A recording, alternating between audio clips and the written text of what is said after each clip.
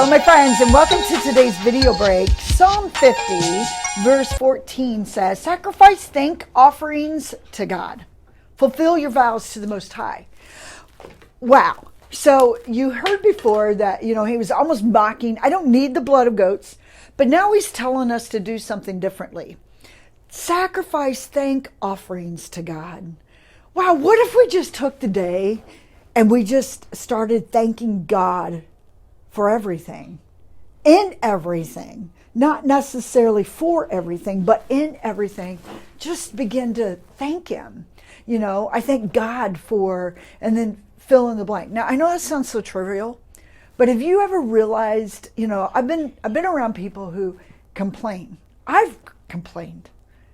But when I start thanking God for my life, it changes, something happens in my brain and it changes my perspective.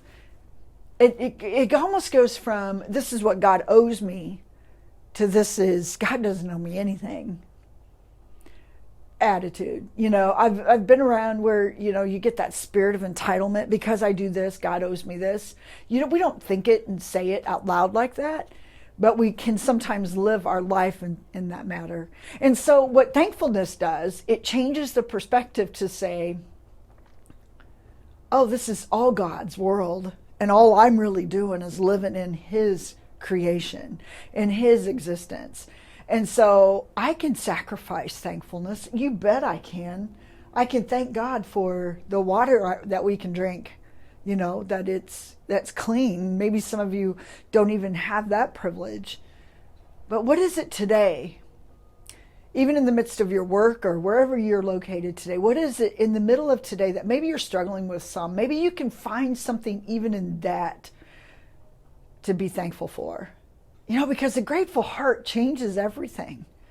It says, do not be anxious about anything, but in everything, with thanksgiving, present your request to God. So I think it's a cure for anxiety. I've said this before, and I'll say it again, that I've noticed that people who are anxious or worry about things, when you start thanking God for your life and what's visible in your sight or what's in your heart, it changes the perspective from anxiousness to peacefulness. It does. I promise you it does. Because that's what Scripture says happens.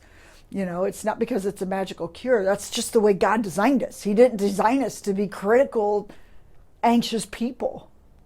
And when we try to live without the way God tells us to live, there's consequences.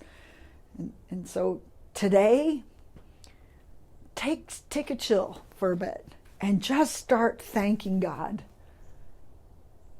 Be blessed, my friends. We're in this together.